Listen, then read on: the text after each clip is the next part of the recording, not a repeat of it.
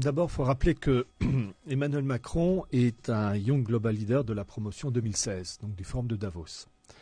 Lui et tant d'autres, il y a par exemple le ministre des Affaires étrangères allemand, Annalena Baerbock, pareil, Young Global Leader, et que ces milieux mondialistes obéissent à un critère qui est méconnu en France, qui est le critère du chaos.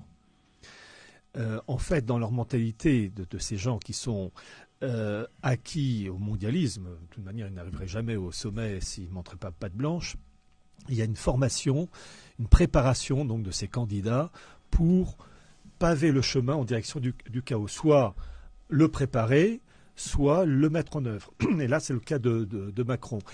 Pour vous donner une petite idée de la préparation du projet, le forum de Davos, ça je l'ai raconté dans mon livre Des origines du mondialisme à la grande réinitialisation, avait publié en 1992 un document où ils avaient sélectionné, donc 1992, l'Union soviétique a tombé, le mur de Berlin aussi, ils avaient sélectionné quelques hommes et quelques femmes appelés à occuper des postes élevés, qui en 1992 étaient absolument inconnus.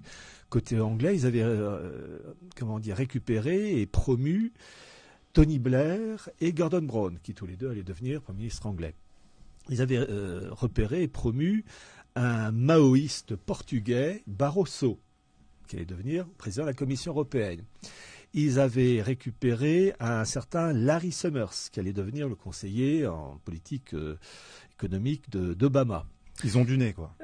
Ils flairent bien. Ils avaient repéré en 1992 une jeune ex-est-allemande, mal dégrossie, une certaine Angela Merkel. Angela Merkel, en 1992, c'était une inconnue. Ils l'avaient sélectionnée. Et côté français, ils avaient repéré une personne un peu agitée, un certain Nicolas Sarkozy. Et c'est ça qui est frappant. Alors le rapport est sorti, je l'ai publié, 1992. Ce qui est frappant, c'est la facilité et puis surtout l'habileté de ces personnes à préparer l'avenir. Et on a eu donc ces personnages dans différents pays qui ont appliqué une politique mondialiste. Et comment il s'appelle, Macron fait partie de cette liste. Et là, il est là pour parachever un programme comme Bergoglio, dans le cas de Vatican II, et là aussi pour parachever un programme. Je rappelle que Bergoglio a lancé en 2021 ou 2022 le Conseil pour un capitalisme inclusif, avec tous les Rothschild, McCartney, qui travaillent, un ancien de la Banque d'Angleterre, etc. Donc on voit un programme qui se met en place, et là, pour le parachever, il faut passer au basculement qui est le chaos. Et le système fonctionne comme ça, la psychologie mondialiste, si je puis dire.